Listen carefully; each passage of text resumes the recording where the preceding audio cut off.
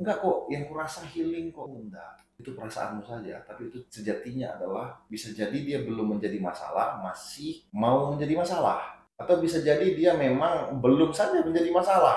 Cewek-cewek itu kan kalau dia lagi ada masalah di rumah tangga atau masalah di keluarga bersama ayah sama ibunya, dia pengen me time sama kawan-kawannya gitu ya. Kalau udah penat me time sama kawan-kawan gitu, cari quality time di luar, healing lah, jalan-jalan keliling-keliling gitu kan. Nah, itu udah healing bagi dia. Nah, pertanyaan itu, benarkah cara healingmu? Kenapa saya menyatakan bahwa itu adalah sumber masalah? Ketika rumah tanggamu di dalam sebuah masalah, kau ketemu dengan orang lain yang salah.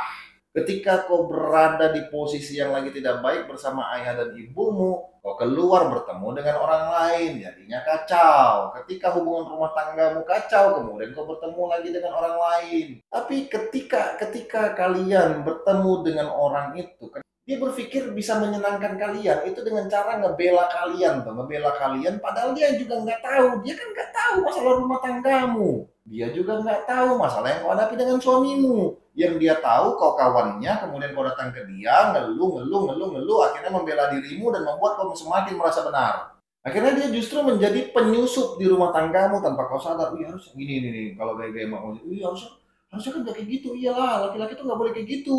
Harusnya dia tuh pengertian samamu. Harusnya tuh begini-begini. Makin bertambah masalah hidupmu. Nah, selepas dari situ kau merasa healing. Alhamdulillah udah bertemu dengan teman-teman, aku agak sedikit lega, tenang. Iya, tapi terekam di alam bawah sadarmu tentang suamimu harusnya tidak seperti itu. Yang disusupi oleh teman-temanmu tuh.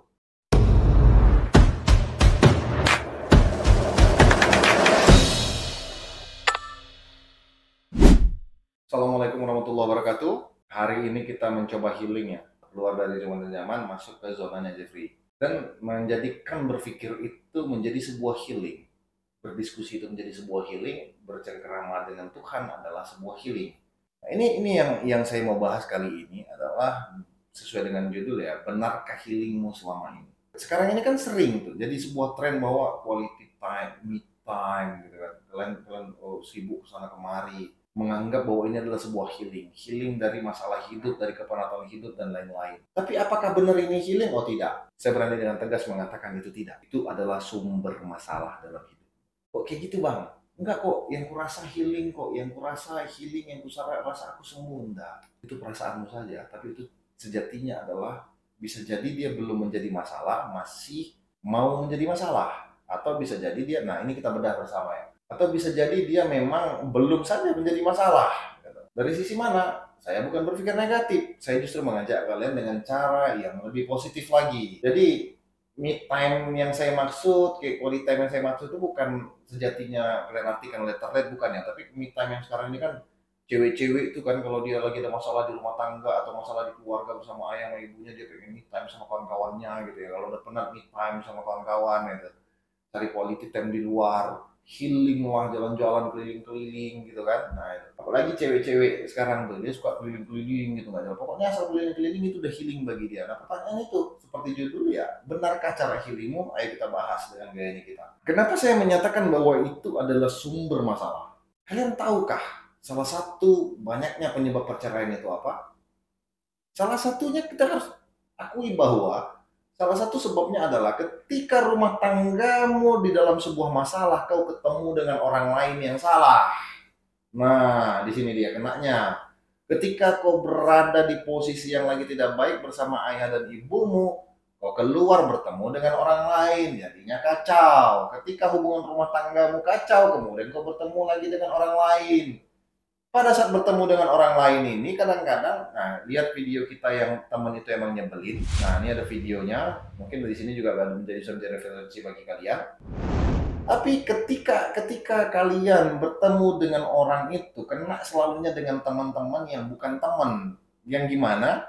Dia berpikir bisa menyenangkan kalian itu dengan cara ngebela kalian tuh, ngebela kalian padahal dia juga nggak tahu, dia kan nggak tahu masalah rumah tanggamu, dia juga nggak tahu masalah yang kau hadapi dengan suamimu. Yang dia tahu kau kawannya, kemudian kau datang ke dia ngeluh ngeluh ngeluh ngeluh, akhirnya membela dirimu dan membuat kau semakin merasa benar. Akhirnya dia justru menjadi penyusup di rumah tanggamu tanpa kau sadar. Iya harus gini nih kalau gaya-gaya mau. Iya harusnya harusnya kan gak kayak gitu. Iyalah, laki-laki tuh nggak boleh kayak gitu. Harusnya dia tuh pengertian samamu. Harusnya tuh begini-begini. Makin bertambah masalah hidupmu. Nah, selepas dari situ kau merasa healing. Alhamdulillah udah bertemu dengan teman-teman, aku agak sedikit lega, tenang. Iya, tapi terekam di alam bawah sadarmu tentang suamimu harusnya tidak seperti itu. Yang disusupi oleh teman-temanmu tuh. Nah, itu. Yang saya katakan ini sebenarnya bukan teman ya. Nanti lihat saja video yang satu lagi yang tadi saya katakan. Nah, kemudian bagaimana dengan anak-anak yang akhirnya bermasalah dia dengan bapak atau ibunya gitu. Anak-anak ini kan nanti mungkin ada materi kita selanjutnya, kenapa ya kalian selalu merasa orang tua itu salah gitu, nggak pengertian dan segala macam, nanti kan kita bahas dengan gayanya Jeffrey Zone. Tapi kali ini kita bahas dengan sisi yang berbeda dulu dan hal yang lainnya. Kenapa pada saat kalian bermasalah, misalnya lagi dimarah sama bapak ya, dimarah sama ayah, atau dimarah sama ibu, karena kalian ngerasa bapak sama ibu nggak pengertian, kemudian kalian keluar dari rumah. Nah, ini sumber masalah sebenarnya. Harusnya gimana? Kalian duduk saja di rumah, tidur saja di rumah. Ketika kau keluar bertemu dengan kawan-kawanmu, maka kawan-kawan ini kan biasanya dia mensupportmu dengan membenar-benarkanmu. Kenapa? Iya, parah kali pun. Masa pakai motor sebentar aja nggak kasih? Bapakku tuh memang kayak gitu. Ini bilang, ya udah kalau kita pakai motorku aja, ayo. Nah, itu kak. Ah, masa harusnya sebentar aja boleh lah. Masa kayak gitu kali bapakmu? Masa ini yang sering terjadi nih. Ini yang saya sebut ini adalah sumber masalah sebenarnya. Nah, sebenarnya yang benar gimana bang? Nah, kalau yang benar menurut saya, ketika kau bermasalah dengan keluargamu, dengan lingkunganmu, dengan suamimu, dengan anak-anakmu, dengan apapun, nggak usah bertemu dulu dengan orang lain. Biasakan, jadikan tempat pelarian utama. Kita kadang, saya laki-laki, bukan kalian aja yang perempuan yang butuh tempat cerita. Laki-laki juga butuh kok sebenarnya. Jauh dalam lubuk hatinya dia butuh. Yang kita pengen itu kan sebenarnya bercerita dan didengarkan. Yang pasti mendengarkan kan ada. Tuhanmu kan pasti mendengarkanmu. Maka tempat pelarian terbaik adalah kalau kaum muslim ambil sejadahmu. Tumpahkan tangisanmu di situ, ceritakan semuanya. Nah, puas kau bercerita sepuas-puas. Nggak dipotong lagi sama sekali. Puas ceritakan. Dan usahakan pada saat kau bermasalah jangan bertemu dulu dengan siapapun. Dan kalau kau bertemu dengan siapapun, jangan coba-coba dulu ceritakan masalah rumah tanggamu. Nah, begitu ya. Kenapa? Wah, masa semua dipendam-pendam bang sendiri? Enggak, selesaikan. Kau kan bermasalahnya dengan suamimu, maka selesaikan dengan suamimu. Kau bermasalahnya misalnya dengan ibu dan ayahmu, selesaikan dengan ibu dan ayahmu. Ketika kau masuk orang lain, dan bahayanya lagi kalau rumah tangga, apalagi rumah tangga. Ketika kau bermasalah dengan suamimu, kau keluar, jumpalah sama laki-laki yang luar biasa pengertian. Ih, masa kayak gitu suamimu? Harusnya dia nggak boleh kayak gitu. Perempuan ini kan artinya apa ya, rapuh ya, dia lembut. Jadi ketika dia galau ketemu dengan orang yang pengertian, terlalu cepat dia jatuh, kadang dah jatuh hatimu ke tempat yang salah, makin parah hubungan rumah tanggamu. Inilah yang sering kalian sebut healing. Bahkan ketika tidak bermasalah pun, kita duduk-duduk sama teman, gosip, mau segala macam, itu suamimu gimana ini nih. Akhirnya banyak hal yang kita lupakan, bahwa suami itu adalah pakaian kita gitu, istri itu adalah pakaian kita yang nggak boleh kita bercerita tentang sedikit pun keburukan diri dia kepada siapapun. Nah, cukup aku yang mengetahui keburukanmu dan cukup kau yang mengetahui keburukanku, dan kita saling terima. Kemudian di luar cukup katakan yang baiknya saja. Harusnya kan begitu. Jadi ini yang saya mau bahas kepada kalian tentang healingmu benar atau salah. Jadi saya pengen berbagi sama kalian. Misalnya kalian keluar tuh kan, bermasalah sama abang, kakak, kemudian keluar jumpa sama kawan-kawan, lagi minum, iya biar kau lupa masalahmu kau minum, akhirnya jatuh ke jalan yang salah. Itu kalau kau membiasakan dirimu bermasalah kemudian mencari tempat lain. Nah, itu jangan dibiasakan. Maka cara terbaiknya saya berbagi kepada kalian dengan cara yang positif. Cara terbaiknya ya cerita. Ketika kau bermasalah dengan rumah tanggamu, ya silakan. Hanya menjadikan ayah atau ibumu tempat bercerita. Hanya menjadikan mungkin kakak atau abangmu tempat bercerita. Karena abangmu kalau kau perempuan, abang kandungmu ya pasti aman ya. Dia nggak perlu mengambil hatimu segala macam karena memang dia adalah bagian dari cintamu. Ayahmu, abangmu kan cinta pertamamu, kayak begitu ya. Jadi ya, itu sudah aman. Bahkan dia muridmu tuh. Dia bisa memeluk kau kalau nangis. Daripada kau nanti curhat ke salah tempat laki-laki lain, kau nangis tiba-tiba dia rangkul, jatuh aja kau di pundaknya, habis semuanya. Padahal masalah sama suami masih masalah kecil banget ya. Banyak masalah besar bisa diselesaikan oleh orang lain. Mungkin pada saat itu kau merasa kebingungan aja gitu. Jadi begitu ya. Nah, kemudian ada lagi yang kalau healing tuh dia pernah segala macam tuh ya, dia jalan keliling-keliling gitu. Aduh. Yang berbahaya itu sebenarnya kenapa? Kenapa kok perempuan itu sering ya pakai motor itu nganeh-nganeh gitu ya? Karena itu tingkat fokusnya sering kacau. Kadang-kadang kita kaget-kaget, tiba-tiba, belok kanan rupanya dia main belok aja gitu. Nah itu. Jadi jangan pernah aku melakukan hal-hal yang berbahaya ketika otakmu masih dalam posisi yang kalut atau apapun itu. Terus kalau abang gimana bang sama istri? Saya sama istri sampai punya komitmen. Bahkan sampai hari ini komitmen itu masih terbangun. Ketika kita bermasalah di dalam rumah tangga, selesaikan di tempat tidur dan jangan ada yang boleh bangkit dari tempat tidur. Sampai benar-benar clear, sampai kita bisa berpelukan dan kemudian betul-betul bisa saling memaafkan dan mengingat tujuan hidup dan tujuan rumah tangga kita adalah anak-anak. Dan suara juga jangan ada yang pernah membesar. Dari mana? Nah, kita masuk lagi ke materi yang cinta karena Allah. Silahkan kalian lihat video cinta karena Allah. Ya, terutama kalau ini saya tidak menyalahkan perempuan. Harusnya laki-laki yang mencontohkan karena kalian adalah pemimpin di dalam rumah tangga. Kalian yang menjadi contoh, maka kalian harus bisa mencontohkan kepada istri konsistensi kalian terhadap nada suara kalian.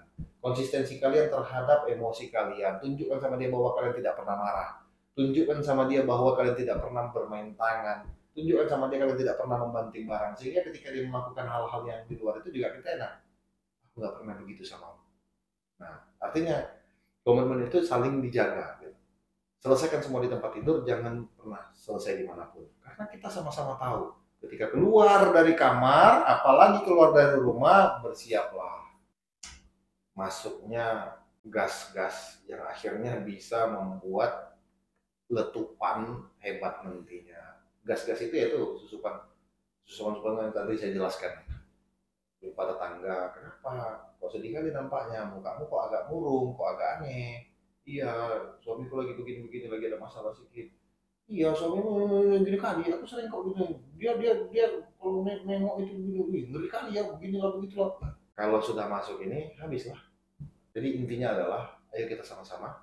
Tidak ada, insya Allah video kita yang kita hanya menjudgment atau memburukkan sesuatu, bukan melahirkan sebuah solusi. Justru solusi terbaik dan berpositifnya adalah saya pengen mengajak kalian. Kalaupun kau pengen jalan-jalan, saya nggak ada menyalahkan jalan-jalan, silakan jalan-jalanlah sepuasmu. Tapi pastikan kau jalan-jalan bersama suami dan anak-anakmu di saat memang rumah tanggamu tidak bermasalah, lagi nyaman gitu ya, lagi tenang baru jalan-jalan. Kalau bermasalah di rumah selesaikan. Nah, karena bahaya nanti di luar kita pernah tengok kadang-kadang di kafe dia kelahi, murung-murungan, nggak enak ditengok ya. Kemudian di jalan kadang-kadang ribut-ributan kan nggak enak. Dan biasakan pastikan ketika kalaupun kau pengen keluar ya memang sedang tidak bermasalah. Di mana bang tempat pelariannya ya? Tadi sudah saya jelaskan, saya ulangin lagi ya. Kalau kaum muslim tarik sejadah, bercerita kepada Tuhan, keluhkan sama dia. Saya bisa pastikan, saya bisa memastikan, tidak mungkin kau tidak akan menemukan ketenangan. Tidak akan mungkin kau tidak menemukan kesabaran. Tapi dengan catatan ya, usahakan sholatnya jaga sabar. Tumpahkan air matamu di situ. Bukan perempuan yang saya katakan ini, mau laki-laki ataupun perempuan. Tumpahkan semuanya di situ. Keluhkan sama Allah gitu. Puji dia, keluhkan, mohon pertolongannya gitu. Ceritakan sama dia. Kau akan didengar dengan baik sama Allah. Kau akan betul-betul diperhatikan. Lihat. Allah mungkin hambaku. Dia hancur, dia bertemu denganku. Ya nggak apa-apa, kalaupun kalian misalnya belum sholat atau belum beribadah, masa aku pas sakit aja bang, ketemu sama Allah mending. Saya lebih menyarankan ini, saya agak kurang suka dengan orang yang mengatakan ini, kau udah sakit aja, udah gak ada duit aja, kau lagi hancur aja, kau baru ingat Allah. Kalau enggak, mana kau ingat? Ini nggak boleh ini kalau mengucapkan lagi. Kenapa? Syukur dia ketika sakit, ketika hancur, ketika nggak punya apapun, tempat pelariannya Allah. Daripada salah jalan. Syukur dia masih ingat sholat. Syukur dia punya tempat kembalinya ke Allah gitu. Dan biarkan suatu saat dia akan lebih malu kepada Allah dan terperbaiki semua ibadahnya. Kenapa? Karena juga saya pernah di posisi itu. Saya beberapa video saya menyatakan bahwa saya bukan tiba-tiba begitu saja ya, tapi degil dan luar biasanya saya dulu saya pernah ceritakan di pendidik terbaik di video saya ya. Jadi betul, jangan pernah mengatakan orang tuh, kau pas hancur aja kau baru ingat Tuhan, baru kau sholat. Biarlah, itu sudah baik dia tuh. Nah itu bahaya kan kalau kau healing salah tempat, jumpa orang yang salah. Mau sholat aja kau dijat yang aneh-aneh itu. Nah, itulah bahayanya kalau healing kita salah dan kita langsung keluar ketika kita punya masalah. Selesaikan semua dalam sholat. Selesaikan semua dengan curhatanmu setelah sholat. Ceritakan. Mudah-mudahan ketika pun kau sholat lagi hancur, akhirnya terperbaiki semuanya, terlatih kesabaranmu, akhirnya kau punya malu sama Allah. Akhirnya kau malu. Kenapa aku ditolong terus? Tapi aku berkali melakukan sholat kalau aku lagi ini. Akhirnya mudah-mudahan itu semua terperbaiki. Mudah-mudahan video ini berpengaruh untuk kalian semuanya, terutama ibu-ibu yang suka arisan, ibu-ibu sosialita, bapak-bapak yang suka kongko, karena itu bisa menjadi sumber masalah pada saat kau bermasalah. Fastabiqul khairat. Assalamualaikum warahmatullahi wabarakatuh.